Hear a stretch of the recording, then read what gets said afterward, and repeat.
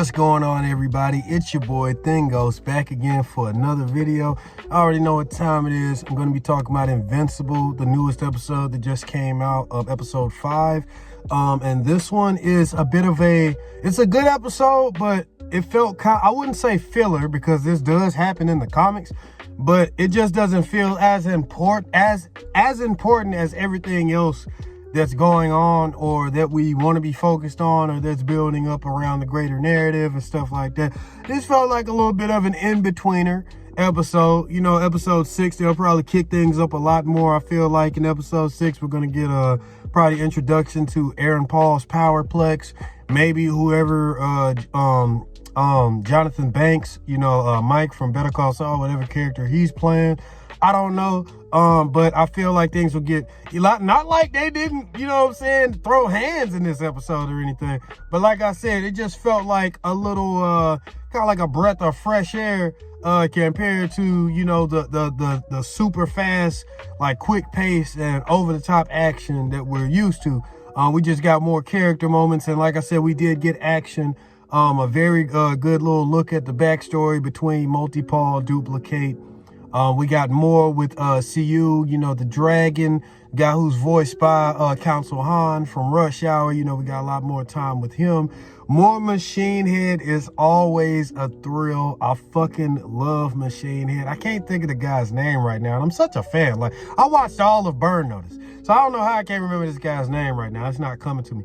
But the guy who voices Machine Head, bro, he doesn't waste a moment on screen. I honestly wish they had more from him. I mean, I know they're going to bring him back here and there, you know what I'm saying? But I wish we got more with Machine Head, bro, because that guy's just a thrill. Every time he opens his mouth, the little alterations that they do with how he talks and everything, like because of the, him being a machine and everything, like how they do kind of like that, that effect with his voice when he talks. Like it's cool, man. I like Machine Head. I enjoy seeing him every time he's on screen. The guy is fucking hilarious.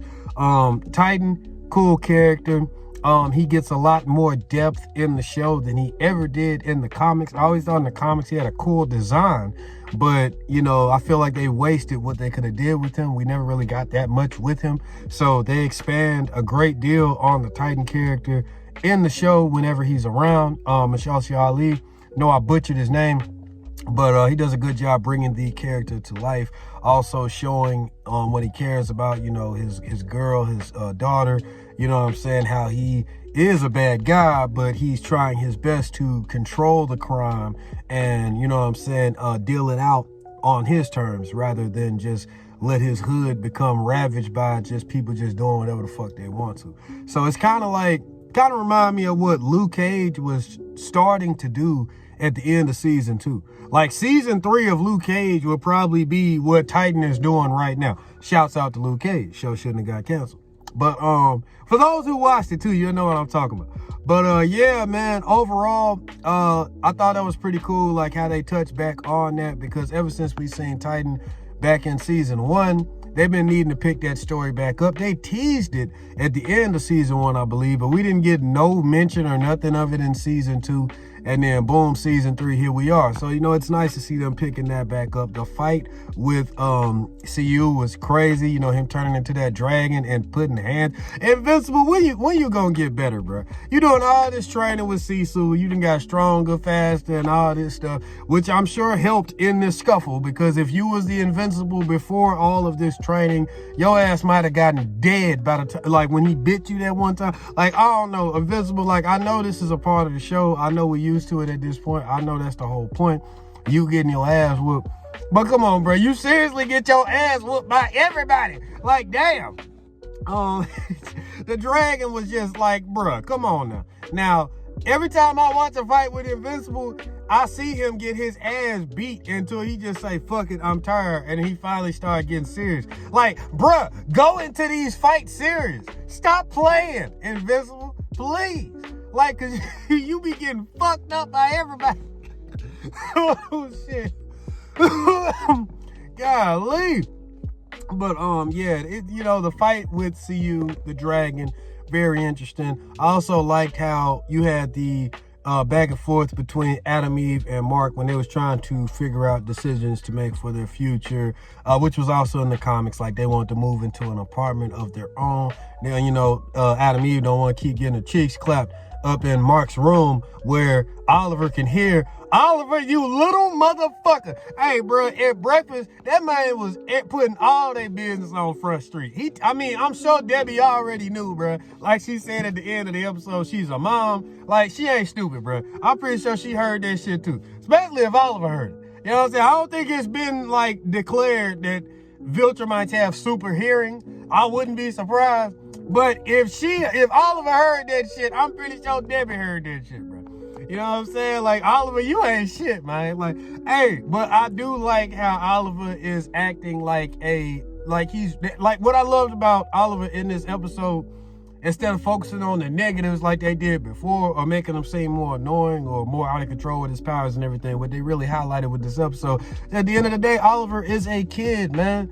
And the little moments between him and Invincible, like, being general, like, they literally are acting like older brother and little brother, like it's cool, like them kicking each other underneath the table, giving each other a hard time. I think this was added because I don't remember this in the comic book at all. Oliver making friends, like regular human friends, and him skateboarding with him and all that. Them showing him, them putting him in a situation where bullies try to attack him or try to hassle him, give him a hard time, and he took care of the situation without hurting them. And was able to, protect his friends, stand up to him and all that. Like, I think Oliver needs to be a lot more careful with him just using his powers all the goddamn time. Like, you can't just be telling everybody got powers now, Oliver. But other than that, I think he's doing a very good job as far as, like, keeping control and, just making new friends. He snuck out the house to meet them friends, but you're a kid. What you expect, bro? He's doing his thing.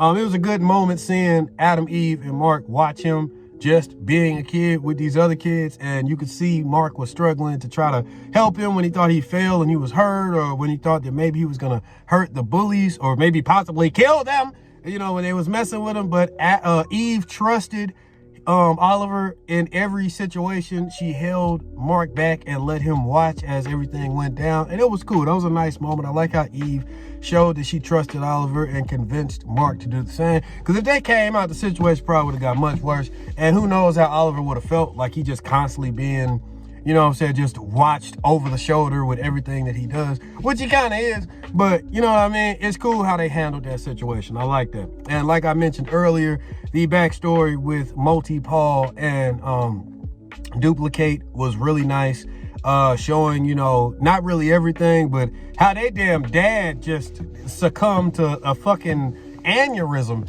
for taking care of, like, the shit that man had to go through. Golly, boy, that ooh-wee. And I actually remember that scene from the comic too, man. Like, that man probably lost his fucking mind. One kid is bad. Like, bruh, 20 or however many he was dealing with in that house. Like, woo-wee. Like, that's, like, man, like, the dude was drooling when the GDA picked him up. So that's just crazy. Anyway, they showed how they were being trained to control and use their powers, and how Kate chose to stay with the government and Paul chose to leave and join the Order and be like their main assassin, or at least CU's main assassin, or at least assassin that he holds in high regard, because he went through so much to try to free him from the prison in the first place.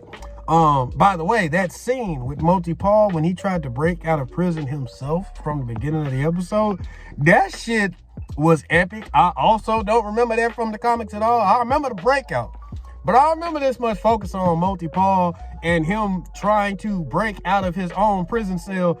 Well, he successfully broke out the cell. He just wasn't able to break out the whole prison. But, bruh, this dude multiplied so many times to the point where he actually, like, mushed his way out of the prison cell. Like, he made so many copies of himself that the door exploded and all of his cells had mushed together and died and suffocated and started exploding from the pressure. And it was a nasty scene, but it was just glorious, and I like to see it.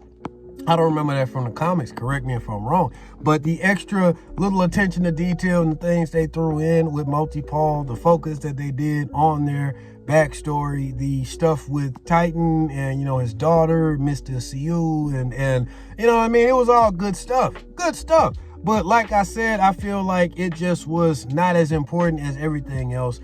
This episode, I could easily see it being ranked as like maybe the least favorable of the season, depending on how the rest of the episodes go. But it wasn't a bad episode at all. Like I said, I'll probably give it like a 7 out of 10, maybe a 7.5. I'll be more generous. Wasn't a bad episode. It just felt like, this is more time with Invincible and the characters, and I enjoy it. Also, Rexplode had another good moment. Wasn't really too crazy, but going off the last episode when Shrinking Ray said she wanted an actual home-cooked meal, like a dinner, he went above and beyond and cooked dinner for her. You can see they're starting to build a relationship. They're starting to like each other. For those of you who read the comics, this is new material because Shrinking Ray was dead as a doorknob in the comic and wasn't a female. She ain't had titties. Like, it was a dude. And Rex was, I see what they're doing. I'm not ready! But yeah, man, if y'all enjoyed this episode, let me know what y'all think about it. Like I said, I thought it was pretty cool. Looking forward to see where they take the future of this season. The next episode, like I said, I feel like the next episode probably going to focus more on Powerplex. The way they pacing it out, I don't think we're going to get Conquest this season. Maybe not. I don't know, because sometimes they pick that pace up fast as hell out of nowhere. We definitely gonna get the Invincible War this season. That's probably gonna be the finale. I think it would be a great episode. I'm gonna save this for another video to really delve in deeper, but I think it would be a great ender for the season, or at least a great end to episode 7, if Conquest pops up and it ends on that cliffhanger with him just saying, like, bruh, face me, worm. Like, we about to throw hands, nigga. You know what I'm saying? Like, that would be cool. That would get me so hyped. But let me know what you guys think, man. Comment, like, share, subscribe. You already know. And until next time, guys, peace.